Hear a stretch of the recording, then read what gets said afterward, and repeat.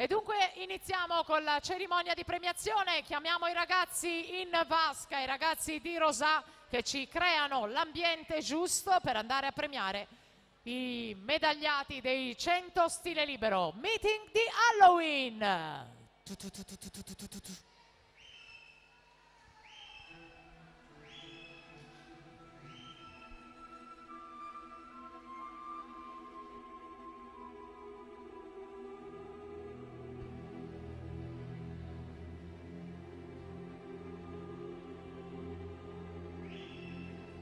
La mummia.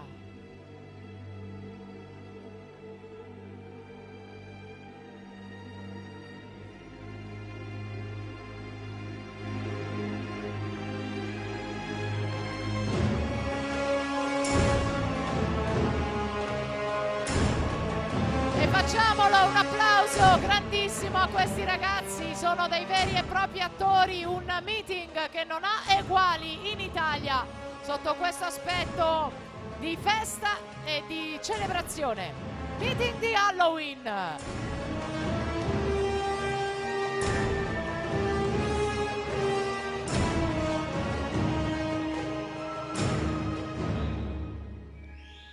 E con questi ragazzi meravigliosi andiamo a premiare insieme all'assessore alla cultura del comune di Rosà, che ringraziamo per essere con noi, la dottoressa Chiara Grandotto, lei 100 stile libero femminili. Terza classificata Elen Giovanelli, Amici Nuoto Riva. Seconda Alessandra De Poli, Team Veneto. E la medaglia d'oro in 58-74 Alessia Cielo, Team Lombardia.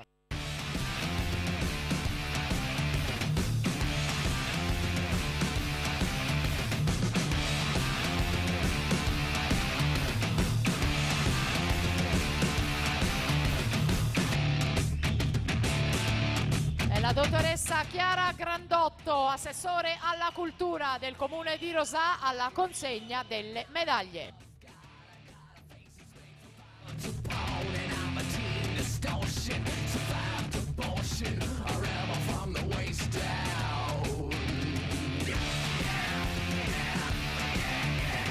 Intanto Micheletto 2:29:53 per vincere la terza serie maschile, parte la serie 2.